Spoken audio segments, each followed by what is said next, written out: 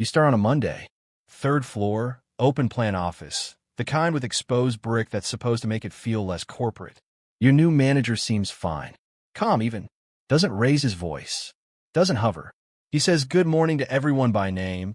Remembers what you told him about your weekend. Closes his laptop when he talks to you instead of glancing at it. 3 weeks in, you notice something. Nobody leaves at 5. Not because anyone told them to stay. Nobody ever tells them to stay. They just do.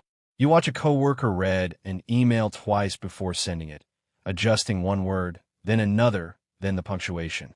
You watch someone rehearse a comment in a meeting under their breath, then decide at the last second not to say it at all. You start doing it too, without quite noticing when it started. And here's the detail that will sit with you the longest. In 3 years at this company, your manager has fired almost no one. You'll check. It's true. Almost no one. So why does everyone on this floor move like the ground could open up at any moment? We're going to spend the next half hour with that question. And by the end, you're going to meet the exact answer. What that manager was actually doing without ever needing to raise his voice, without ever needing to walk anyone to the door. But not yet. We have to build up to it the same way it was built into that office, piece by piece, without anyone deciding to do it all at once. Let's be clear about what this is not. This is not a story about a cruel boss. This is not a story about a toxic company, at least not in the way that phrase usually gets used. This is not a story about bad luck or a bad industry where you're simply landing in the wrong job. This is a story about a mechanism, a specific, learnable, almost mechanical pattern that runs inside workplaces whether or not a single person in the building consciously means for it to run. It doesn't require a villain. That's what makes it so hard to see and so hard to fight.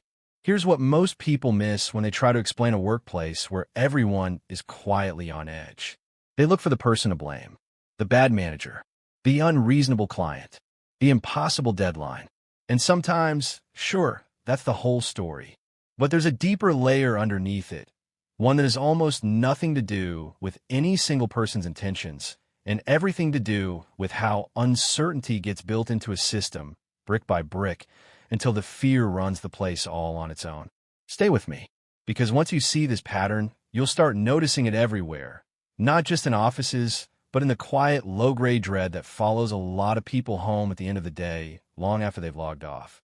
Meet Elena.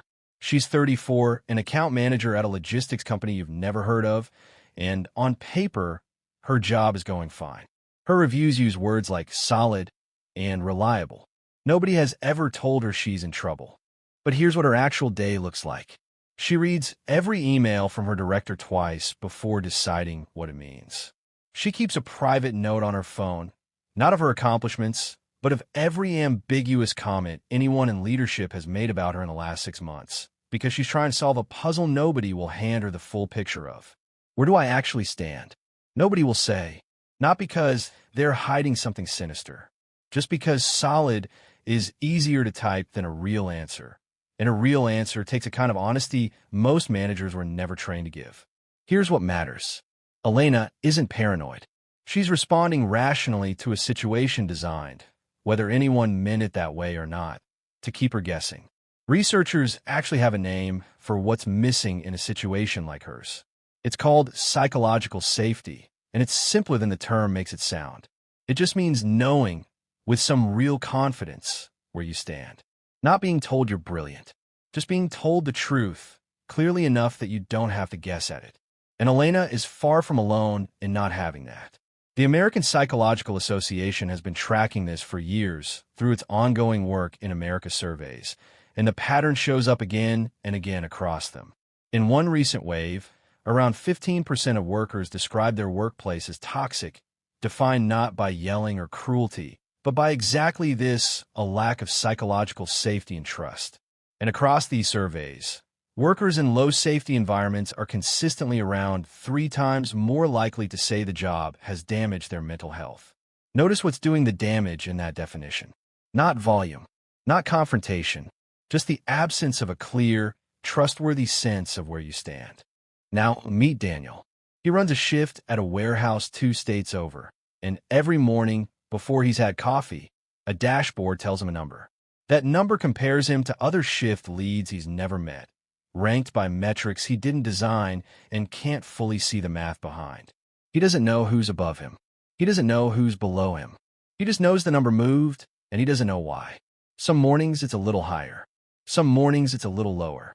He's learned not to ask what changed, because the answers he gets back are always some version of a few different factors, technically true and completely useless. Here's the part nobody tells you about systems like Daniel's. They don't need to threaten him directly. The dashboard does something more efficient than a threat. It keeps him in a permanent, low-grade state of "did I do enough today?"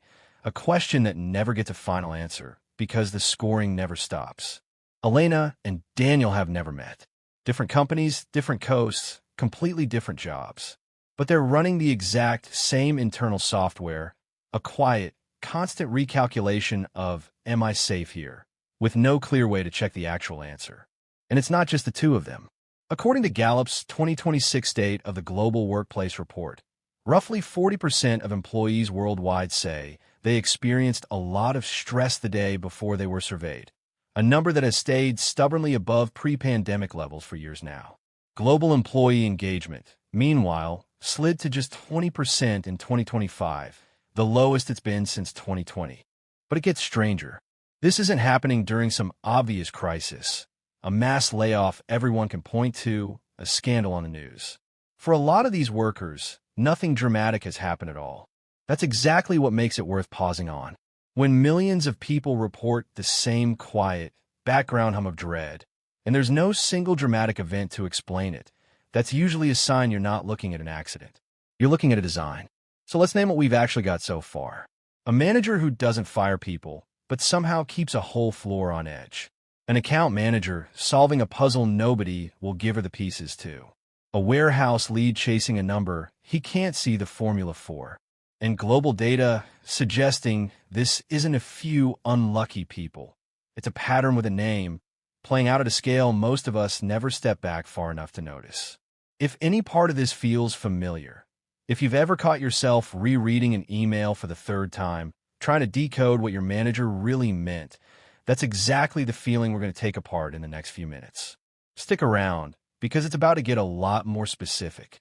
If this is already changing how you think about your own Monday mornings, hit subscribe. We're going to keep pulling threads like this one. Now, if your instinct at this point is to blame the manager, to picture some cartoonishly cold executive twirling a mustache and cackling about employee anxiety, that's a completely reasonable place to land. Most of us grew up believing that a workplace which feels this way must have someone at the top who wants it that way. It's simpler. It gives the fear a face. And honestly, sometimes that face is real. There are genuinely bad managers out there, and nothing here is meant to excuse them. But here's the part that gets left out of that story. Most of the managers running systems like this didn't design them. They inherited them. They're following a playbook that was built decades before they ever took the job. And the people who wrote that playbook weren't thinking about Elena or Daniel at all. They were thinking about something else entirely. Pay attention to this, because it's where the whole shape of the thing comes into focus.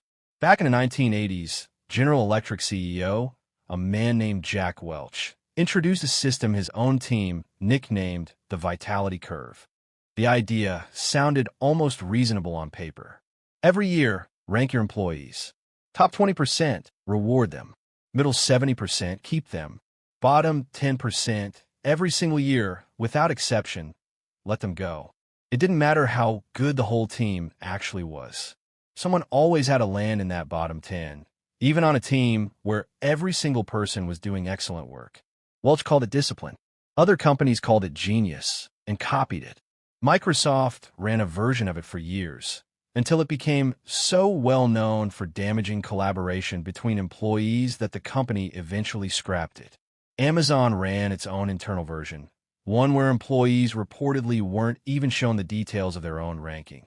They simply knew a system existed and that it could end their job without ever being told exactly where they stood inside it.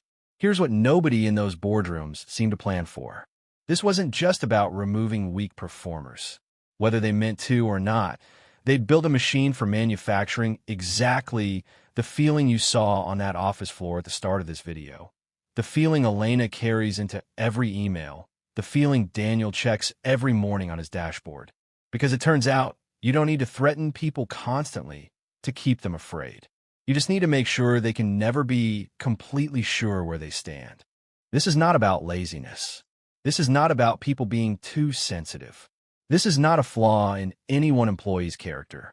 This is what happens to a human brain, reliably and predictably, when it's placed inside a system where the rules feel like they could change at any time, for reasons nobody will fully explain. There's one more thing you need to understand before this makes complete sense, and it comes from a place you wouldn't expect. Not a boardroom, a psychology lab. Back in 1967, at the University of Pennsylvania, a researcher named Martin Seligman ran a study alongside his colleague Stephen Meyer that would end up explaining more about modern office life than either of them could have guessed at the time. In the experiment, some animals were exposed to an unpleasant event they had no way to predict or control. Later, when they were moved somewhere they could easily escape that same event, something strange happened. They didn't try. They'd already learned, on some deep level, that trying didn't matter. Seligman called it learned helplessness, the state where repeated exposure to outcomes you can't control or predict teaches you to stop trying, even once escape becomes possible again. And here's the detail that matters most for us. It wasn't the discomfort itself that caused this. It was the unpredictability of it, the not knowing. Now think back to Elena's inbox. Think back to Daniel's dashboard. Neither of them is dealing with something as dramatic as what was happening in that old research. But the underlying mechanism is the same one, running at a much quieter volume. When you can't clearly connect what you do to what happens to you, when a good quarter and a bad quarter seem to produce the exact same vague, unreadable response from the people above you, something in you starts to power down. Not because you're weak, because that's what an unpredictable system, any unpredictable system, trains a mind to do. So let's put a number on this, because the pattern we've been describing isn't a theory. It's measurable right now at a scale most people never see. The ADP Research Institute recently surveyed close to 39,000 workers across 36 countries, one of the largest workforce sentiment surveys ever conducted. And here's the number that should stop you for a second. Employees who felt their employer was actively investing in their skills were 5.3 times more likely to say their job felt secure than those who didn't feel that investment. Among people who felt genuinely invested in, more than half were fully engaged at work. Among people who didn't feel that, only 12% were. Read that gap again. It's not 5%. It's not 50% more likely. It's over 5 times. That's not a small difference in mood. That's 2 entirely different psychological worlds sitting inside the exact same job market, often inside the exact same building. And this is where it gets remarkable. The deciding factor in that survey wasn't how many people got laid off. It wasn't the industry. It was something almost invisible, whether people felt like they could see clearly where they stood and where they were headed. That one thing, visible standing, was doing more work than almost anything else in the data. It doesn't stop at the office door either. Workers carrying this kind of chronic, unresolved workplace stress consistently report it following them home, showing up in disrupted sleep, shorter tempers, less patience with the people they love most. The fog Elena and Daniel are navigating at work doesn't clock out with them. It sits at the dinner table. It lies awake at 3 in the morning running numbers that were never fully explained in the first place. Now watch what happens when we bring all of this back to the office where we started. That manager, the one who almost never fires anyone, was never running his floor on threats. He didn't need to. What he was running, whether he ever thought about it in these terms or not, was a permanent state of unclear standing. Nobody on that floor knew, with any real confidence, where they stood on any given week. No scores were shared. No rankings were explained. Feedback stayed vague enough that everyone had to fill in the blanks themselves, and every single person filled them in with the worst-case version, because that's what an unpredictable system, left alone, will always train a brain to do. He never had to walk anyone to the door. The ambiguity did the job for him every single day for free.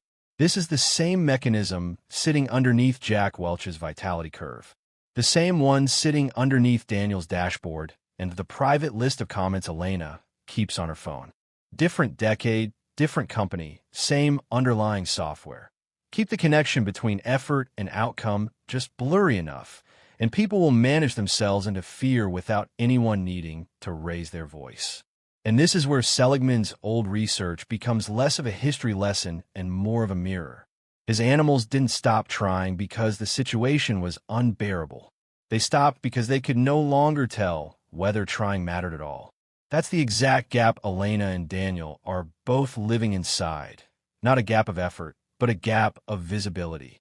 And it's the same gap, whatever industry you're in, wherever you're watching this from right now. Here's the part worth holding on to, though. It's not a life sentence. The animals in that old research who were later shown clearly and repeatedly that their actions produced a real, visible result. They recovered. Not instantly, but they recovered. The moment the connection between effort and outcome became visible again, the old pattern started to loosen. Which means the manager on that floor isn't holding some kind of permanent power over anyone. He's holding a fog machine.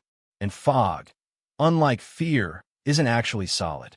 It just feels that way until someone asks a direct question and refuses to accept a vague answer back. So here's where this actually leaves you. First, the truth of it. The fear you feel at work isn't always coming from a person who wants you afraid. More often, it's coming from a system, a ranking, a dashboard, a vague piece of feedback that was built to manage risk and just happened to manufacture fear as a side effect nobody bothered to measure. Second, what that means for you specifically. The next time you catch yourself rereading an email for the third time or guessing at what a comment really meant, you're not being paranoid and you're not being weak. You're responding exactly the way a human brain is built to respond to a gap in visibility that somebody else created, usually without meaning to. And third, this is the one worth sitting with. That gap only keeps its power as long as it stays foggy. The instant you ask a direct question and refuse to accept a vague answer, the instant you ask for the actual number, the actual standing, the actual plan, the fog doesn't disappear all at once, but starts to thin. And a system built on ambiguity has almost nothing left to run on once the ambiguity is gone. So, here's a question worth sitting with. Where in your own work, right now, are you filling in a blank with the worst possible story, instead of asking out loud for the actual answer? Tell me in the comments. I'd genuinely like to know, because in the end, this was never a story about a cruel company or a manager who wanted you scared. It's a story about fog. And the fact that the moment you ask one honest question and hold your ground for a real answer, you find out it was never as solid as it felt.